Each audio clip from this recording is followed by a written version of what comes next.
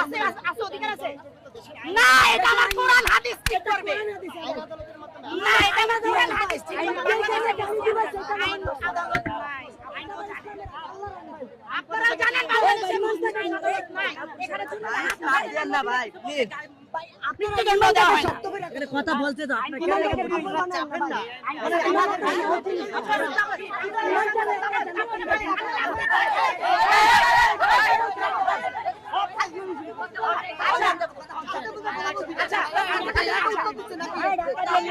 তিনি কমান্ডার, আমি বুঝতে পারছি।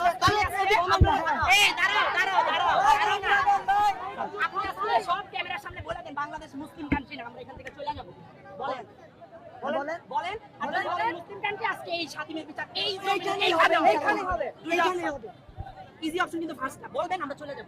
জাস্ট বলে দিবেন যে ভাই বাংলাদেশ মুসলিম কান্ট্রি, নবীরা গালি বিচার হবে, আমরা চলে যাব। আর যদি বিচার হয় তাহলে এখানেই করতে হবে। আর যদি বলেন বাংলাদেশ মুসলিম কান্ট্রি, হ্যাঁ বাংলাদেশ আপনি বলেন নবীর অপবাদে কেউ অপবাদ না করে, হ্যাঁ আছে, আল্লাহর আইন। নবী আইন নবী আইন বা এই যে কোর্ট খাইছে, এই যে এখানেই তো, তার মানে কি বাংলাদেশ মুসলিম কান্ট্রি না? এটা বলেন। হ্যাঁ প্রচলিত আইন যেটা, প্রচলিত আইন তো আপনারা মুসলিম, আগে আল্লাহর আইন হবে। আপনি ঘোষণা আছে মানুষের আইন মানি না, মানবেন না। মানি না, মানুষের আইন মানি না। মানুষ ভুলের কোরআন কোরআন আইন সংশোধনের জন্য এটা সংবিধানে যেতে হবে অবশ্যই। না, আপনারা সংবিধানে যাওয়ার সবচেয়ে বড় বাধা আপনারা। এটাই তো, এই যে আমরা একে ধরতে গেছি স্যার, আমরা কি আপনারা জায়গায় আইন আদালত বাদে আমরা কি বিচার, আপনি জাস্ট চিন্তা করে দেখেন আমরা কি পারি? আপনার উচিত ছিল ভাই আপনার গায়ের ইউনিফর্মটা এখন না রাখা, ভাই আপনি এই পাশে চলে আসবেন। আপনার নবীরে গালি দিছে ভাই, এই যে ভাই সাবকনসিয়াসলি মাথা নেড়ে সম্মতি জানাইছে।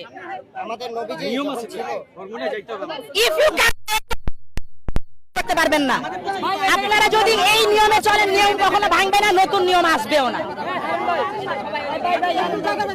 আপনারা বের হন, আমরা আজকে এখান থেকে যাবো না।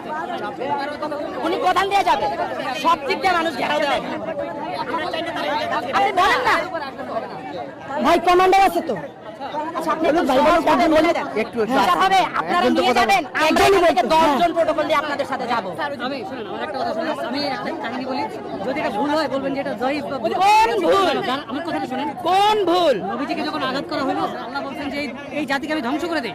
নবীজি বলছেন যে না, আমাকে শেষ করতে দিতে হবে, আমাকে শেষ করতে দিতে হবে। আমি একটু হ্যাঁ একটু আমি আপনি কি বলবেন জানি, ওইখানে না না না না আমি ওটা বলবো না, আমাকে একটু কথা বলতে দিতে হবে, একটু কথা বলতে দিতে হবে। আমি ওদের কথা বলতে 2 মিনিট দিতে হবে। জি জি বলেন বলেন।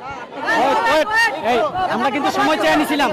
বলেন নবীজি বলছেন যে এদিক থেকে আমার হেদায়েতের পথে কেউ আসতে পারে, এজন্য মাফ করে দিয়েছেন। আমি 1400 বছর আগে যাচ্ছি না না ভাই, দাঁড়ান দাঁড়ান দাঁড়ান, শেষ করতে দেন। এই রিসেন্টলি দেখেন চট্টগ্রামে একটা মারাত্মক আমাদের এক মুসলিম ভাইকে মেরে ফেলছিল। আমরা কিছু করি নাই, এতে করে যেটা হয়েছিল, ইসলামকে এত পজিটিভ ভাবে সবাই দেখছে। আপনারা কি ভাই বাংলাদেশের এতটুকু একটা দেশের পার্সপেক্টিভ থেকে আপনারা দেশ থেকে আন্তর্জাতিকভাবে সবাই হ্যাঁ, বলেন, হ্যাঁ, হ্যাঁ। আপনি যেটা চাচ্ছেন একটু নিজের বিবেকে না, ভাইয়া আপনি এরকম কথা বলছেন, কিছু বলেন নাই।